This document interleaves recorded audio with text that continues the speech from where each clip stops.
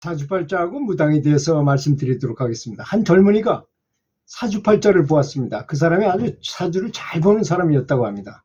근데 그 사람이 이제 이 가문이 어떤 가문이냐면 할아버지 때도 그런 사주를 잘 보면서 사주를 잘 믿고 따르고, 아버지 때도 그렇고, 이 손주인 이 젊은이도 역시 사주를 보는데 올해는 물을 조심하라고 이렇게 점괘를 받았다는 것입니다. 그러니까 인류회사의 사원이었는데도 불구하고 이 친구가 이제 워낙 뛰어난 사람이니까 이제 해외 출장을 가라고 했어요. 그런데 일선에서 그렇게 지시가 내렸는데도 불구하고 바다를 건너기 때문에 그는 물을 조심해라고 해서 출장을 안 가겠다 그랬어요. 그런 사람을 누가 좋아하겠습니까? 윗선에서. 그래서 자기 친구들은 승진했는데 이 친구는 승진을 못했어요. 근데 이제 이번에는 사랑하는 애인하고 여름 휴가 때 당연히 이제 해수욕이나 뭐 이런 수영하러 가잖아요. 근데 물을 조심하라고 이제 사주 결과가 그렇다고는 말 못하고 하여튼 수영을 못하니까 올해는 내 물에는 안 가겠다. 이렇게 거부를 하니까 한두 번도 아니고 자꾸 거부를 하니까 화가 난 애인이 이 친구를 그냥 너랑 이제 못 사귈 수 없다 해가지고 이제 가버렸어요. 근데 장가도 못 두게 되었어요. 그러니까 이제 서로 사랑하고 뭐 이런 게 뭐 우연히 이렇게 뭐 쉽게 되는 게 아니잖아요. 그 다음에 마음이 너무 답답하고 우울하고 그런데 공포증이 생겼어요. 그래서 에라 이럴 마당에는 물속에 뛰어 들어갔다가 이제 지나가는 어떤 사람이 보고서 밧줄을 던져가지고 이 사람을 살렸어요. 병원에 그래서 입원했는데 그 어머니가 와서 하는 말이, 야 이놈아 올해는 물을 조심하라고 했는데 왜 물에 뛰어 들어갔느냐고 했다는 것입니다. 그렇게 아예 사주팔자를 안 봤으면 잘 지냈을 텐데 이게 아는 게 병이라고 오히려 그러면 물을 조심해라고 하는 바람에 신사를 망쳤다는 것입니다. 근데 보문품에 보면 관세음보살 연부를 하게 되면 깊은 물에 빠져도 얕은 데로 나오게 된다, 그리고 불 속에 빠져도 화상을 안 입고 아무 상처 없이 실제로 그런 사례가 굉장히 많아요. 관세음보살을 외면서 불 속에서 막 자기 아들을 꺼내라고 불길을 들어갔는데도 상처 하나 없이 나오고 막 그렇습니다. 그 음으로 양으로 부처님께서 도와주신다는 것입니다. 그렇게 경전에 아주 분명하게 나와 있는 것이에요. 제가 무슨 지어서 하는 얘기가 아닌 것입니다. 근데 무슨 걱정이 있겠습니까?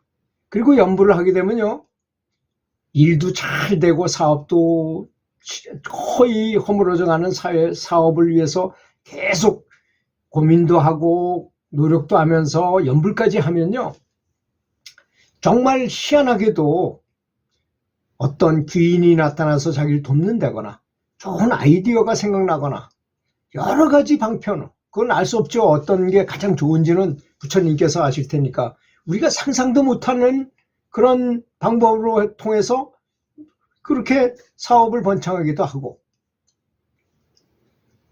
그리고 특히 연부를 하게 되면 오래 살게 돼요. 한 30년 정도 수명이 연장된다는 사실을 꼭 믿으시기 바라겠습니다.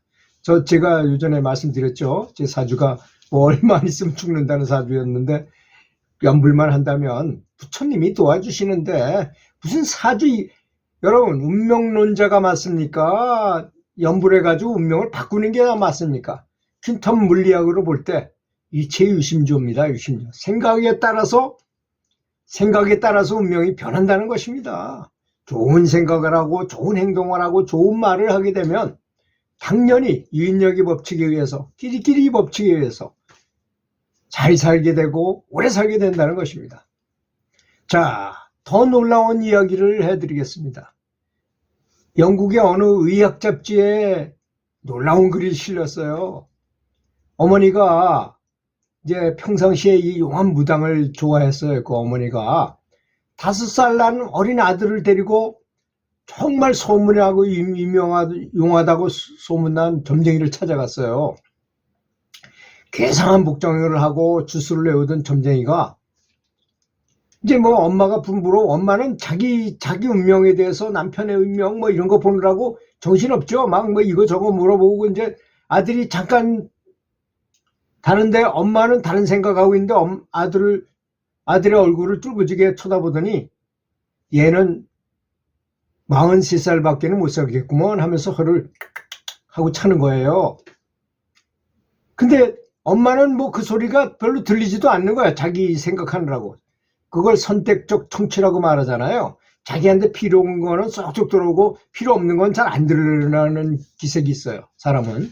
그 조그만 5살짜리 아들 데리고 왔는데 아들한테 뭐라고 얘기한 게 그게 귀에 들어왔겠습니까? 그런데 이 어린아이의 마음속에는 점장이의 이 말 한마디가 마음속 깊이에 각인이 되어버렸어요. 그래서 아이가 성장함에 따라서 짙은 불안의 그림자가 늘 가까이 맴돌았던 것입니다. 그리고 43살에 가까워질수록 초조한 마음은 날로 증폭되었겠죠. 그렇지 않습니까? 43살에 죽는다 그랬으니까. 그러니까 괴로움과 마음속의 고통도 미친 듯이 소리를 질러댔어요. 운명의 43살 생일이 되었습니다. 많은 축하와 꽃다발도 그에게는 기쁨이 될 수 없었습니다. 생일의 폭죽소리가 귓전을 맴돌던 일주일 후에 그는 싸늘한 시체로 병원의 영안실에 안치되었던 것입니다. 그가 죽은 원인은 마약 중독이었습니다. 여러분, 이 사람이 과연 누구일까요?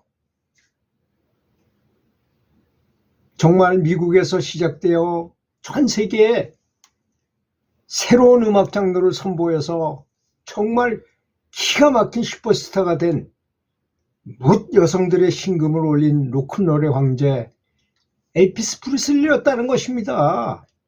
정말 슈퍼스타 중에 슈퍼스타 아니겠습니까? 그렇지 않습니까?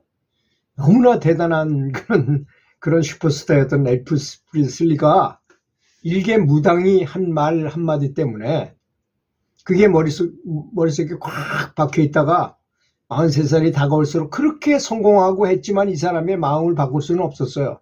그렇게 세계적으로 유명하고 그렇게 많은 열광하는 그런 응원을 받았음에도 불구하고 43살이 되면 죽는다는 것 때문에 그 각인된 것 때문에 괴로워하고 마약도 하게 되고 그러다가 결국은 정말로 사망을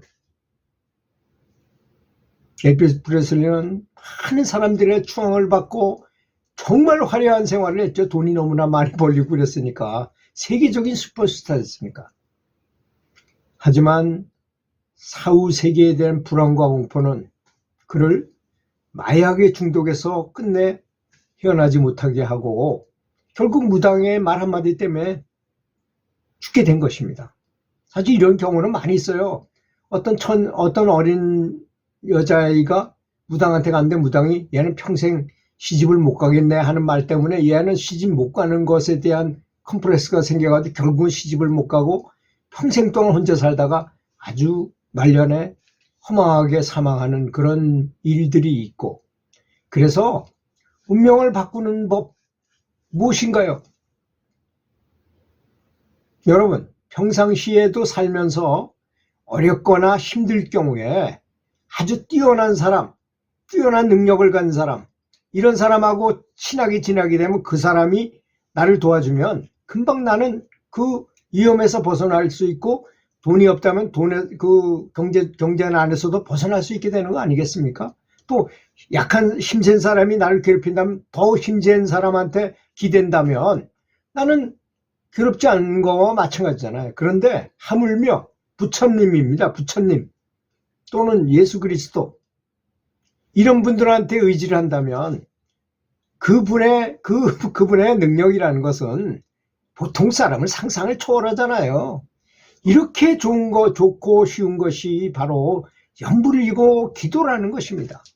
여러분, 왜 이렇게 좋은 방법을 사용하지 않고 그렇게 허망한 인생을 살고 그렇게 사람으로 태어나기 어렵다는, 그렇게 어렵게 사람으로 태어났는데 불구하고 허망하게 목숨을 바치게 버려두시나, 이런 얘기입니다. 그래서 정말 이 일반 현실의 사회하고 이 진리의 세계도 별반 다르지 않습니다.